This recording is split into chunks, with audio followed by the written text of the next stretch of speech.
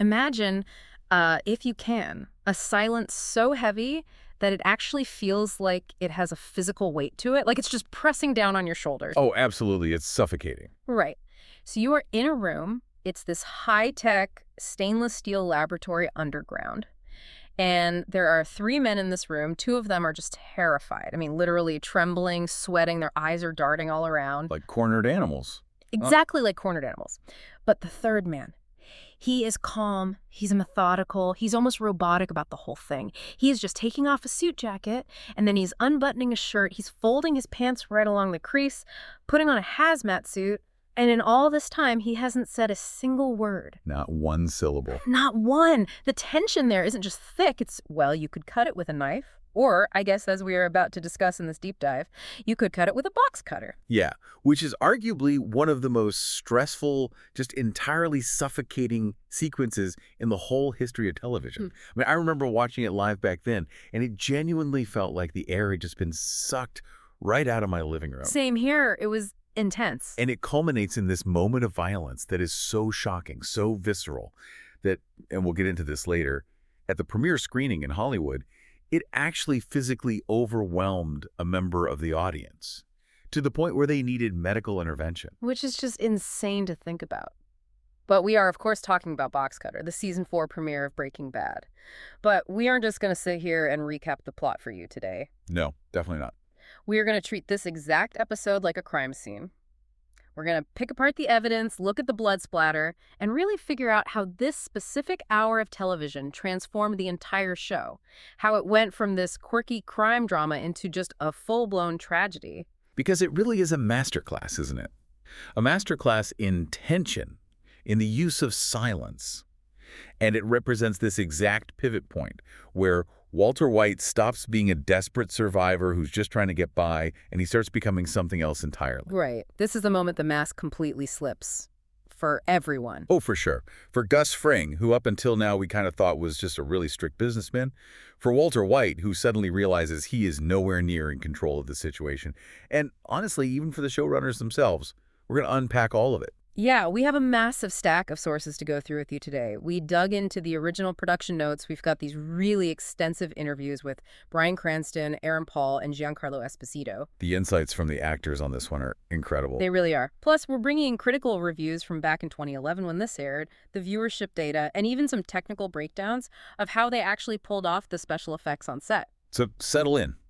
Honestly, maybe put down your breakfast if you're eating right now. Oh. Because we are going deep on Box Cutter. We really are. And, you know, to really understand why this hits so hard, you can't just start right when the opening credits roll. You have to understand the context of the television world back in 2011. Yeah, you really have to transport yourself back to June 2010, because that was when the season 3 finale, Full Measure, aired. And then nothing but darkness. The long wait. It's so hard to explain to people who just binge watch shows now, you know, where the next episode just automatically starts in 5 seconds. It was a completely different kind of torture back then. It really was. It was a 13-month hiatus. 13 months. I mean, that is an absolute eternity in TV land. Especially considering where they left us. Exactly. Think about that final image that was just burned into everyone's retinas for over a year. Jesse Pinkman, tears streaming down his face, standing in that doorway, pointing a gun directly at the camera, well, directly at Gale Boetticher. And then the screen just cuts to black. You hear a loud gunshot, and that's it. I remember the fan community was absolutely losing its collective mind. The message boards back then were just on fire. The debates were so fierce. People were analyzing everything. Yeah, it was all, did Jesse actually shoot him? Or did he move the gun at the last second? Maybe he shot past his head into the wall? People were dissecting that single final frame like it was the Zapruder film. Oh, totally. Doing frame-by-frame analysis of the angle of the gun barrel, trying to see where it was pointed. Right. And it's a classic example of audience denial, isn't it? It really is. We just didn't want to believe it. We had spent 3 whole seasons watching Jesse Pinkman, who was essentially just this screw-up kid with a really good heart. We saw him play peekaboo with a neglected kid in that one house. We saw him grieve so heavily for Jane. We were protective of him. Exactly. Yeah. We did not want to accept that he was actually capable of pulling the trigger and committing cold-blooded murder. We wanted the writers to give him an out. But here is where it gets really interesting when you look at the intent behind the scenes. We found some interviews with Vince Gilligan, the creator of the show, from right after that finale aired. And he was actually baffled by the fan reaction. He was completely confused by it. Gilligan is on record saying he thought it was 100% obvious that Gale died right there. He wasn't trying to trick us. Not at all. Yeah. He wasn't trying to do some cheesy cliffhanger. In his mind, the tragedy was already written in stone for Essentia. Jesse killed Gale. Period. But that ambiguity, which was totally unintentional on his part, it fueled over a year of wild speculation. And ironically, that speculation is exactly what kept the show alive in the cultural conversation during that massive break. It was the best accidental marketing they could have asked for. It really was. So when Box Cutter finally premieres on July 17th, 2011, the very first mission it has on its plate is to resolve that massive question. And it does not mess around at all. No, it is brutal in its efficiency. We don't get a long recap. We don't get a slow build-up to the truth. We find out pretty much immediately that, yes, Jesse pulled the trigger. There was no trick photography. Right. The bullet hit its mark. Gale Boetticher, the sweet karaoke-singing libertarian chemist, is dead on the floor. But before we even get to the body or into that horrifying lab, I really want to circle back to something you mentioned in our notes earlier. You brought up this production anomaly that terrified the showrunner. Oh, this is fascinating. Yeah, what exactly went wrong before the cameras even started rolling on this? So this is a really cool peek behind the curtain of how network television actually works. In TV drama, there is this golden rule for screenwriting. Basically, 1 page of a script equals roughly 1 minute of screen time. It's like the industry metronome. Right, it's the standard metric. Exactly. If you were writing for an hour-long slot on AMC, that usually means about 47 minutes of actual show content, and the rest is commercials. So you need a script that is roughly 47 to 50 pages long. You need enough material to physically fill the time slot you bought. Right. Well, Vince Gilligan finishes writing the script for Box Cutter. He hands it in, and it thuds onto the production desk at exactly 43 pages. Wow, just 43 pages. That's not just a little light, that's genuinely anemic for a premiere. It is significantly short.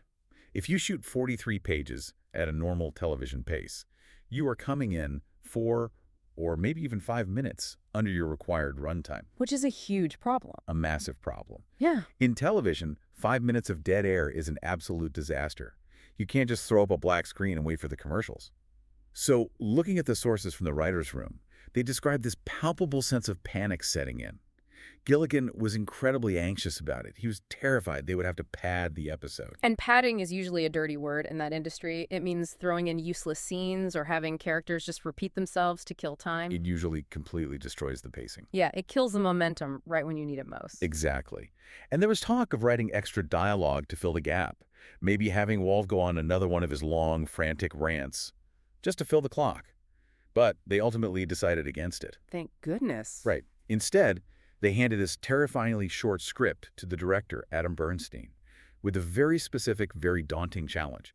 They just told him, make it last. Make it last. And that challenge actually ended up creating the episode's entire signature style. It really did. It forced the direction to rely on what critics later called eloquent silences.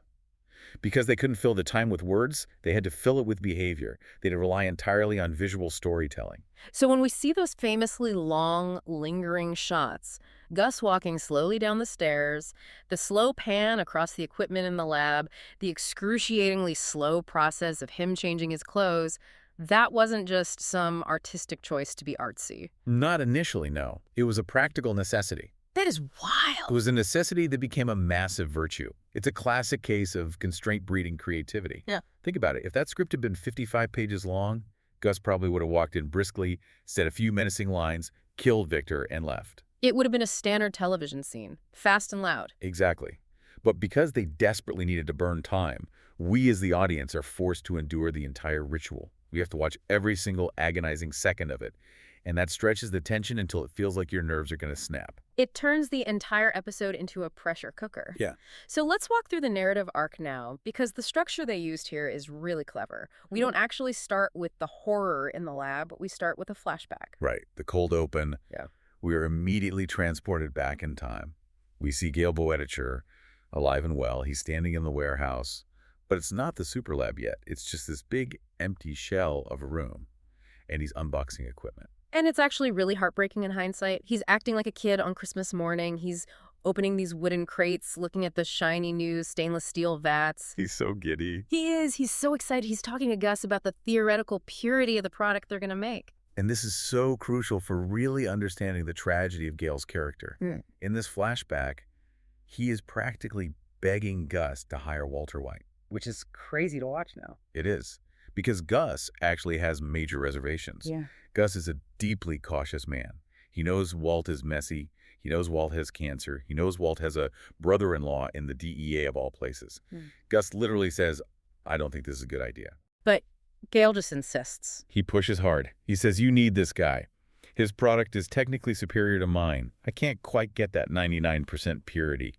The irony there is just absolutely crushing. Gale is using all of his professional influence to convince his boss to hire the exact man who will eventually order his execution. He is literally signing his own death warrant with his enthusiasm for chemistry. It underscores that Gale, for all his book intelligence, was just incredibly naive about the world he was entering. He genuinely thought he was in the chemistry business. He thought it was all about science and excellence and peer review. Right. He didn't realize he was actually in the empire business. He didn't understand the sheer violence that underpins that whole operation, and that transition from the bright, clean, optimistic past to the grim, bloody present. It sets the tone for the whole hour. It's a brilliant juxtaposition, because then we cut directly to the present timeline. The color palette noticeably changes. Everything gets darker, grittier. We are right outside Gale's apartment. Victor, Gus's henchman, arrives on the scene. And this is where the dominoes really start falling for the episode's main event. Victor enters the crime scene. And crucially, he is seen. Yes. This is a critical plot point that you really need to keep in your pocket for later.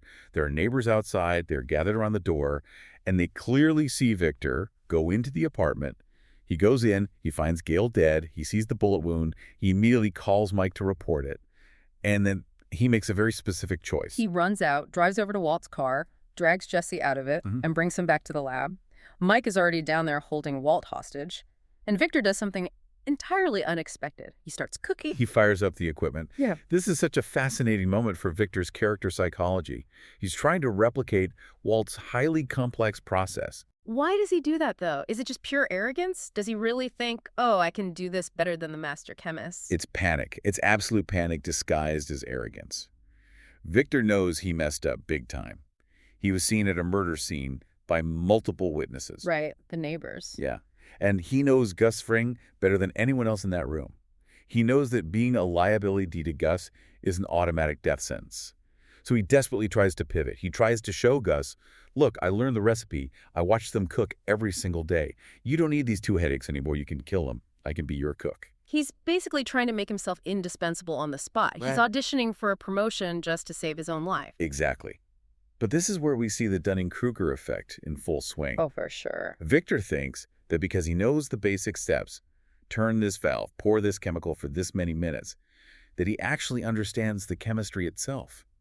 He completely confuses the procedure with the art.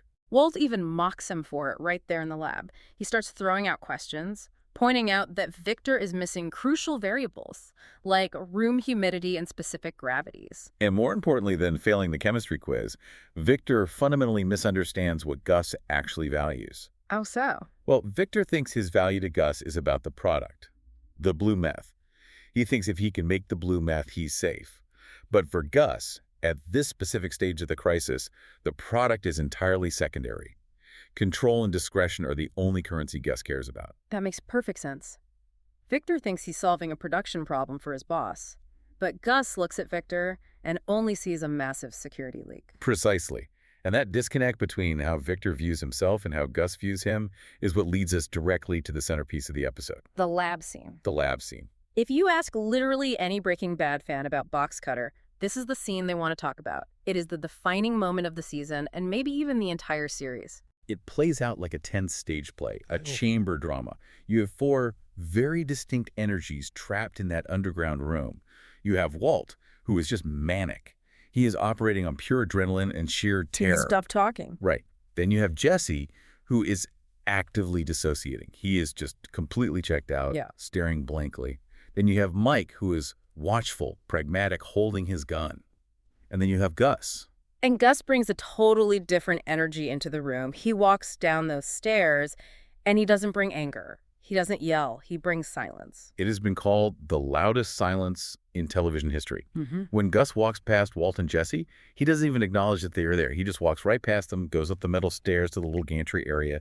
And I really want to point out the sound design here because it does some incredibly heavy lifting. Oh, the hum, right, the lab hum. Yes, the superlab hum. It's this oppressive, low-frequency industrial drone that is just always there in the background. It makes the silence feel pressurized. It makes you feel like you're underwater. It builds the anxiety perfectly. And over that constant drone, we hear the Foley work. It's so distinct. Yeah. The rustle of Gus's suit jacket as he takes it off. The incredibly sharp click of his belt buckle. That belt buckle click is deafening.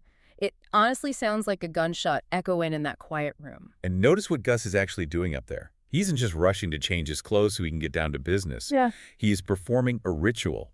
He folds his pants perfectly along the crease. He places his expensive shoes side by side, perfectly aligned. He is completely meticulous. It really reminded me of a surgeon scrubbing in before a major operation. Or maybe a priest slowly putting on his vestments before a dark religious service. That's a fantastic analogy. It is deeply ceremonial. And that precise ceremony is exactly what terrifies Walt so much. Because Walt doesn't know how to handle it. Exactly. Think about it. If Gus had stormed into that lab screaming and throwing things, Walt could argue back. You can debate with an angry man, you can try to reason with him or negotiate or trick him, but you cannot debate with a man who is just calmly folding his shirt. It denies Walt his primary weapon. Because Walt's superpower throughout the whole show is his mouth. He can talk his way out of anything. He spins these elaborate lies and justifications. But Gus just absolutely refuses to be a conversational partner. You won't engage? So Walt is just rambling into the void. He's launching into this desperate, pathetic monologue, saying things like, "You need us. You can't kill us. Victor doesn't know the chemistry. We are indispensable." He's just tap dancing for his life. And Gus just completely ignores him. He finishes putting on the bright orange hazmat suit. Now, let's look at this from the actor's perspective for a moment, because the sources we have on this are wild. Giancarlo Esposito, who plays Gus, gave some really fascinating interviews about filming this specific scene. Yeah, he had a very strong reaction to it. He did. When he first read the script, he was actually shocked. He said he had to physically put the script down and walk away from it for a while. Because it was just too much for him. Yeah. He said he was genuinely concerned about, quote, hurting his spirit and soul. Esposito is apparently a very centered, spiritual guy in real life. The idea of performing such a cold, brutal, up-close act of violence weighed really heavily on him. That's fascinating. He had to mentally justify the action to himself before he could even step on set to perform it. He told himself that Gus is doing this horrifying thing to protect his quote-unquote family, meaning his loyal employees, his massive network. He has to ruthlessly eliminate the one liability to save the whole operation. That's a really dark way to have to get into character, but it completely explains the look in his eyes during the scene. The dead eyes. Yes. He doesn't look like a crazed murderer. He looks like a tired man doing a necessary, messy chore. Esposito actually called his technique for this scene yoga acting. Yoga acting, what does that mean? He was focusing entirely on his breath. On set, during the 2 full days they spent filming just this one scene, Esposito stayed completely silent. Wow, 2 whole days. 2 days. He wouldn't talk to Bryan Cranston or Aaron Paul between takes. He just stayed in that cold, focused, highly meditative headspace. He wanted Gus to look like he was in a literal trance. Which makes the violence, when it finally comes, feel so much more shocking because it breaks that quiet meditation in an instant. It really does. But you know, there is a really funny detail in the production notes that kind of cuts through all this intense method acting and spiritual preparation. Oh, right, the costume issue. Yes. Amidst all this darkness, there was a very practical, almost goofy issue with the wardrobe, the boots. The boot incident. This is so funny. So the orange hazmat boots they gave Esposito to wear on set were slightly too big for his feet. Now imagine the setup for this scene. He has to do this incredibly slow, menacing, deliberate walk across the wet, slippery lab floor directly toward Victor. The tension is at its absolute peak. Right. And internally, Esposito was absolutely terrified that he was going to trip over his own feet and slip and fall on camera. Can you imagine Gus Fring, the ultimate terrifying television villain, slipping on a puddle like a cartoon character on a banana peel? It would have ruined the entire take. It would have turned the darkest moment in the show into a slapstick comedy. Oh. And Gus Fring does not slip. Gus Fring never loses his footing physically or metaphorically. So what did they do? The costume designer had to absolutely scramble to find a different pair of boots that fit him perfectly, just so he could confidently maintain that smooth predator walk without worrying about face planting in front of everyone. It is amazing. TV magic right there. So he gets the right boots. He's geared up. He walks slowly down the stairs. He walks past Walt and Jesse, and he picks up the box cutter off the table, which we should really note was Gale's box cutter originally. Yeah, just another layer of grim irony there. Gale used it to open boxes of equipment to build the lab, and now it's going to be used to spill blood on that same lab floor. Exactly. And then the explosion of violence. He doesn't go for Walt. He doesn't go for Jesse. In one fluid, terrifying motion, he grabs Victor, pulls his head back, and slices his throat open. It is genuinely shocking. I mean, even when you rewatch it and you know exactly what is coming, it still makes you jump. It really does. And the blood, it was so graphic and so bright red that AMC actually had to put specific violence warnings on the episode, which was something they very rarely did back then. And it's not just a quick, clean kill either. That's the horrific part. He physically holds Victor there as he bleeds out. He forces Walt and Jesse to watch the life drain out of this man. He even pivots Victor's body toward them so they have a front row seat. It's a performance. It is entirely a demonstration of power. Let's really unpack the why here, because it's so important to the lore of the show. Why Victor? And specifically, why the box cutter? Why not just shoot him? Mike is standing right there with a gun. Victor has a gun on his hip.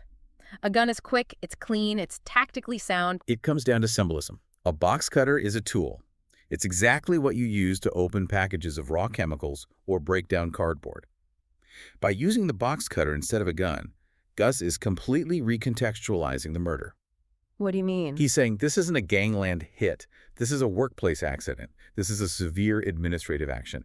He is physically discarding Victor the exact same way you would discard a piece of used packaging. It completely and utterly dehumanizes him. That is chilling. It turns a brutal murder into a cold management decision. Exactly. And the message to Walt and Jesse is undeniable. They are watching this, and Gus is essentially saying to them, look what I just did. I just brutally slaughtered my own completely loyal long-term employee simply because he made a minor security mistake. Imagine what I will do to you two if you ever step out of line again. And he does all of that, conveys all of that threat without uttering a single word. Not one. He just lets the body drop.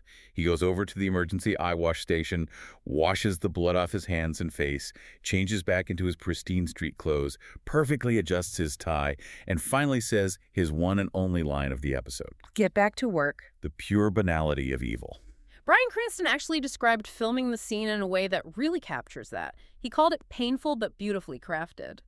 He noted the stark contrast in the room, how Gus has these completely dead eyes, totally void of any humanity in that moment, while Walt is frantic, terrified, intensely human, and just messy. It's the contrast between order and chaos. And this single moment changes the trajectory of everything for these characters. Let's look at the fallout of this, starting with Walter White, because this episode is so often cited by critics as a massive step down in his moral descent. Absolutely. Look at the immediate aftermath. They have to dispose of Victor's body, and we'll get to the gruesome practical effects of that in a minute. But right afterwards, after burning a man in acid, they go to Denny's. Right. They're eating breakfast at a diner. It's such a surreal, bizarre image. They are sitting in this brightly lit plastic booth eating Grand Slam breakfasts after being deeply traumatized. But look really closely at Walt's demeanor in that diner booth. He's eating with gusto. He's practically inhaling his food, and he's already coldly analyzing the situation. He's leaning over the table, telling a traumatized Jesse, "It's okay. We're necessary. That's why we're still alive. We have the leverage." He is rationalizing the extreme violence immediately. He's not sitting there in shock like a normal person. He's already in PR spin mode. Yes. He's completely refusing to take any actual moral responsibility for what just happened. He even goes so far as to say to Jesse that he thinks Gale's death was quote-unquote necessary. Right, because if Gale is alive, Walt dies. So it's simple math to him. And this right here is the true core of Walt's corruption. As the show goes on, he increasingly views human beings as nothing more than variables in a math equation. If variable X is in my way, simply remove variable X. He doesn't want to engage with the moral weight of murder at all. Not even a little. He pivots instantly to self-preservation and cold logic. That is the birth of Heisenberg taking over full-time. Now, contrast Walt's reaction with Jesse's. Aaron Paul has almost zero dialogue in this entire episode, but his performance is just incredibly loud. Jesse is fundamentally broken by this. Aaron Paul described playing Jesse in this early part of the season as feeling raw and distant.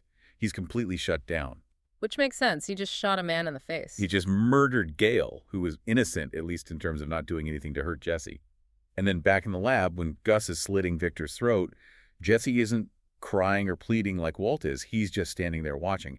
He's become entirely numb to the horror around him. But there is this one really crucial spark of realization for Jesse in that lab. There's that moment right before the murder where Walt is yelling at Gus and Walt screams, "You killed Jesse, you don't have me." That is a huge moment for their dynamic. Aaron Paul's actually said in interviews that that specific line is the first time Jesse truly realizes that Walt is actually loyal to him. Which is saying something, given all they've been through. Right. Amidst all the constant manipulation, the lying, the verbal abuse from Walt in this life or death moment, Walt actually put his own neck on the chopping block to save Jesse's life. He tied their fates together. Exactly. And that bond, as incredibly toxic as it ends up being, is fully solidified right here. Jesse realizes they are stuck together in this hell, and Walt won't abandon him to the wolves. Okay, so while the boys are dealing with dead bodies and bloody box cutters underground, we have to talk about the Skyler subplot. Because she's back at the house dealing with a missing husband, and she's kind of breaking bad in her own very suburban way. She really is. Walt's car is in the driveway, he is missing, and she knows deep down that something is terribly wrong. So she takes matters into her own hands and starts investigating. But you have to watch exactly how she does it. It's manipulative. Highly. She drives over to Walt's bachelor condo and calls a locksmith to break the door open for her. The locksmith shows up, and he's naturally hesitant. He asks for ID. He says, "I can't just let you into a house without proof of residence, lady." And she pulls a move that is just pure Heisenberg-level deception. She uses the baby. She literally uses her infant daughter, Holly, as a prop. It's wild. She plays the ditzy, overwhelmed, frazzled mom card to perfection. She puts on this totally fake, breathy voice and says, "Oh, my husband and I had a spat, and he changed the locks and didn't tell me, and the baby needs her special medicine, and she's so gold." She plays on the guy's sympathy and manipulates him perfectly. Without breaking a sweat. It shows that she is rapidly learning how to use deception to get exactly what she wants, just like Walt does. So the guy pops the lock, she gets inside. And what is the one thing she finds while searching the place? She opens a drawer and finds the eyeball. The burnt pink plastic eyeball from the pink teddy bear that fell out of the sky from the plane crash at the end of season 2. Walt had secretly kept it hidden in his drawer all this time. That eyeball is such a potent, recurring symbol in this show. It's always staring, always watching him. It really represents the all-seeing judgment of the universe. Mm-hmm. Or, on a more psychological level, perhaps it's a physical manifestation of Walt's lingering guilt over causing that crash. But the fact that Skyler is the one who finds it now is highly significant. It is. It visually signifies that Skyler is now actively peering into the dark, hidden corners of Walt's world. She's literally unearthing the artifacts of his sins. She's crossing the threshold. Exactly. She's no longer just the oblivious victim or the nagging wife in the dark.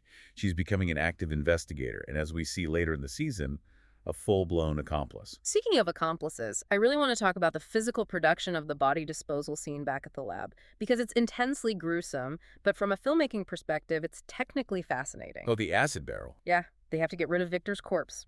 And they decide to go back to their classic season 1 method, hydrofluoric acid. A very grim callback to Emilio in the bathtub.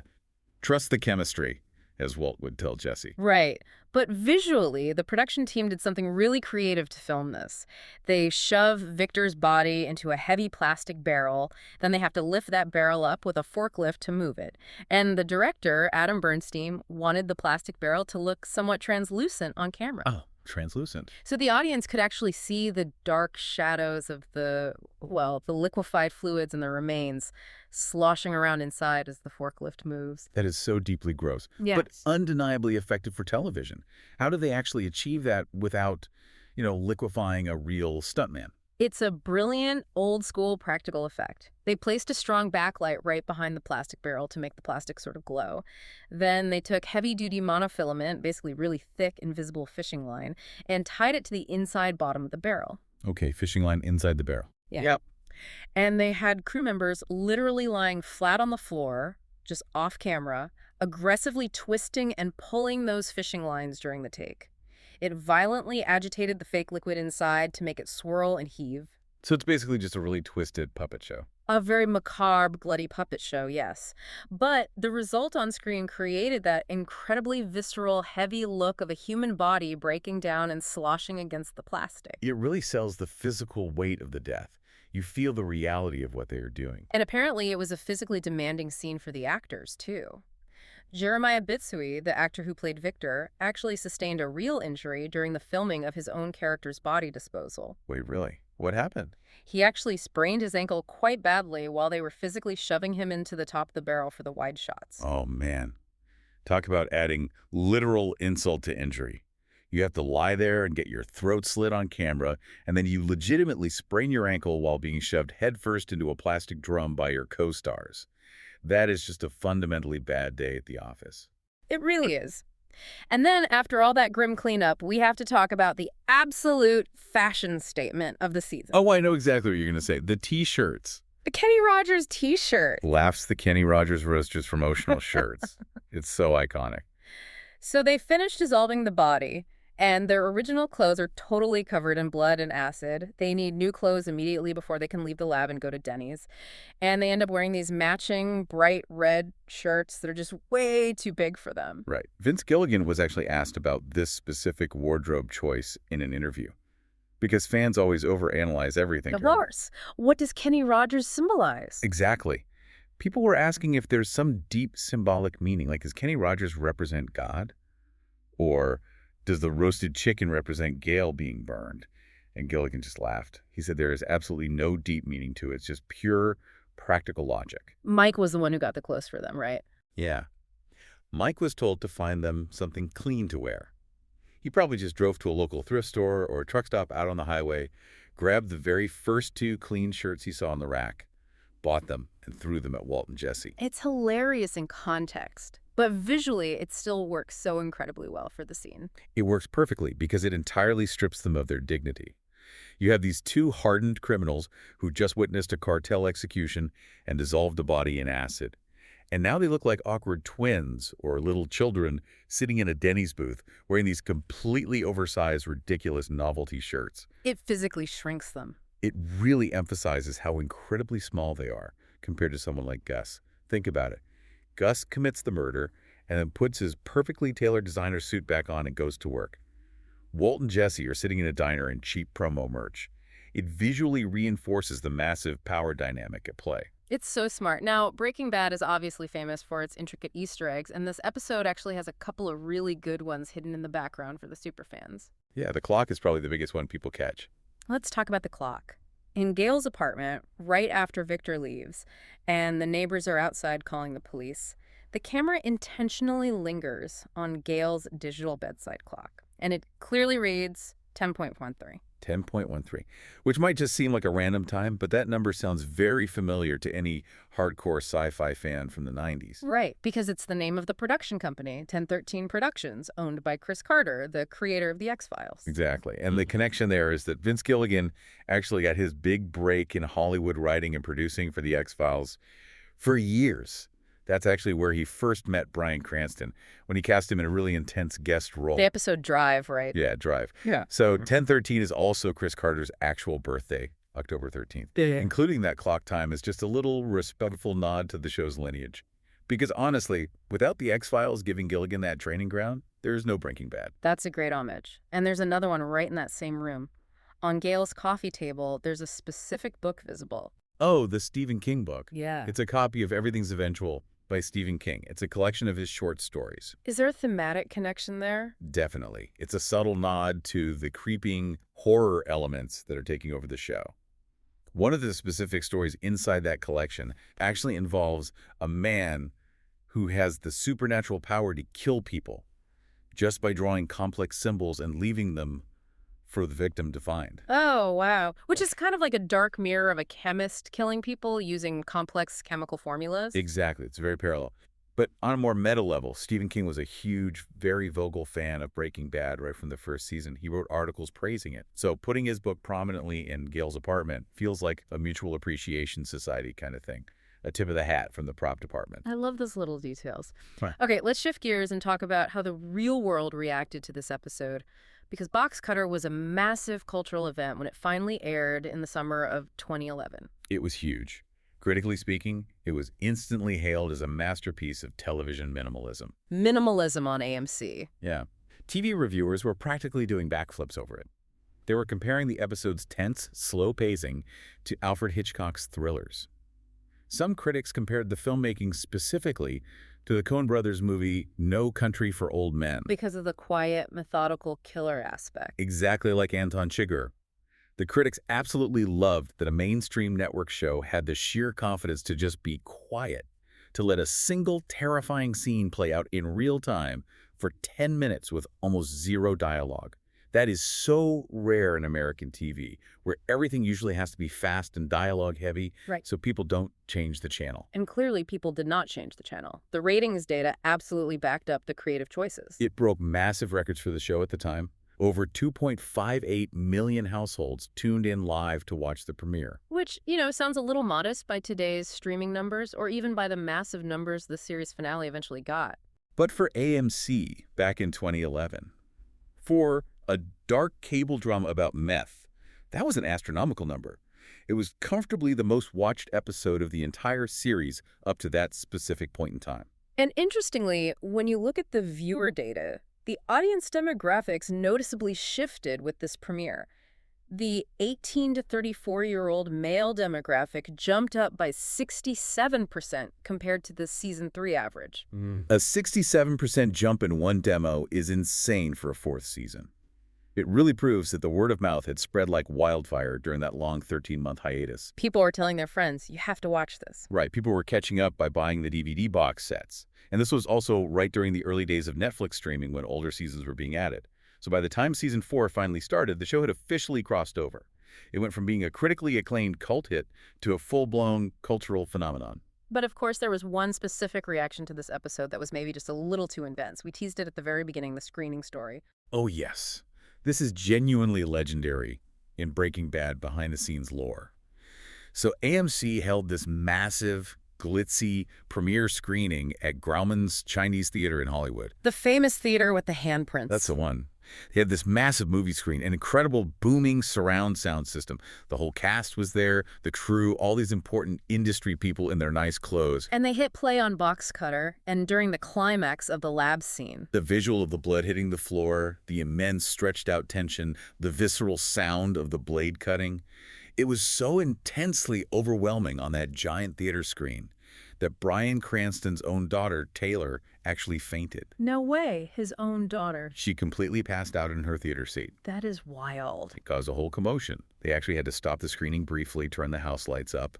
A doctor was frantically called from the audience to come check on her. It caused a genuine mini panic right there in the theater. Honestly, that is the ultimate television review right there. 2 thumbs up and 1 fainting spell requiring medical attention. It speaks volumes to the raw power of the filmmaking on display. Because think about it, it's not just your standard movie violence, right? It's not an action scene where 50 faceless bad guys get shot with machine guns and nobody really cares. Right, where you're desensitized to it. Exactly. This was just one death, one single character. But it was so intimate, it was so excruciatingly slow, and it was so realistic and brutal, it physically hit people right in the gut. So as we wrap up this deep dive into the blood and the silence, let's quickly summarize what Box Cutter really achieved in the grand scheme of the story. Why is this specific hour of television considered so fundamentally important to the legacy of the show? I think it completely redefined the landscape of the Breaking Bad universe. Yeah. Before this episode, you could easily argue that Gus Fring was just a very strict businessman, a guy who wore nice suits and managed logistics, and who might remotely order a hit on someone if he really had to. A mob boss who keeps his hands clean. Right. But after Box Cutter, he is revealed to be an absolute monster. He is a hands-on, terrifyingly capable killer who is perfectly willing to get his own hands wet, literally. Well, it dramatically raised the ceiling on the show's villainy. Walt isn't fighting a businessman anymore. He's trapped in a cage with a predator. And what about for Walt's character arc? It solidly established his dark new reality. Walt is no longer the quote-unquote unwitting participant who is just trying to make some quick cash for his family's future and then safely get out. That illusion is shattered. He's fully in the game. He is a core player in a highly violent, deadly game. He intimately knows the rules now. It is kill or be killed. And instead of running away, he fully accepts those rules. He sits in Denny's, he eats his breakfast, and he plans his next move. And then there's Jesse, who is sort of the ghost in the machine now, deeply haunted by what he's become, completely traumatized, but forever bound to Walt by that dark act of loyalty in the lab. It's a tragedy all around. The episode perfectly balances extreme slasher movie gore with high prestige art. It proves that a show can be almost entirely silent for long stretches and still be the absolute loudest, most gripping thing on television. It perfectly sets the tone for season 4 as this brutal, high-stakes chess match between Walter White and Gus Fring. A chess match that officially begins with a pawn getting his throat slit to prove a point. Well said. But before we go, here is a provocative thought to leave you with, something for you to chew on after listening. We talked extensively today about how Victor died mostly because he was seen by the neighbors at Gale's apartment. Right. That was the logical administrative reason. It was a strict liability issue for Dus's operation. But let's speculate for a second. Let's do it. If Victor hadn't been seen by anyone, if he had just slipped in, found the body, brought Jesse back to the underground lab perfectly cleanly, and kept his mouth completely shut, would Gus still have killed him? Oh, man. That is the ultimate Breaking Bad question. Was it purely a crime of absolute necessity, or was that box cutter already waiting for someone? Did Gus simply need to make a terrifying point so badly that Victor was doomed the literal second he walked back into that lab, simply to serve as a bloody example to Walt and Jesse? I personally think he was a dead man walking the exact moment he picked up that frying pan and arrogantly started trying to cook the meth. You just don't audition for Gus Fring's job without explicit permission. It's an insult to the hierarchy. Very true. Hubris is a deadly sin in the Breaking Bad universe. Victor thought he was smarter than he was. He flew way too close to the sun and he got burned. Or, well, sliced. Exactly. Well, that's it for this deep dive into Boxcar. We really hope you enjoyed our breakdown of the tension, the production secrets, and the psychological warfare. And seriously, if you own a box cutter in your garage, maybe just leave it hidden in the drawer for a few days. Let the tension fade. Yeah, and maybe stay out of the underground labs too. Good advice. Thanks so much for listening. We'll catch you on the next deep dive.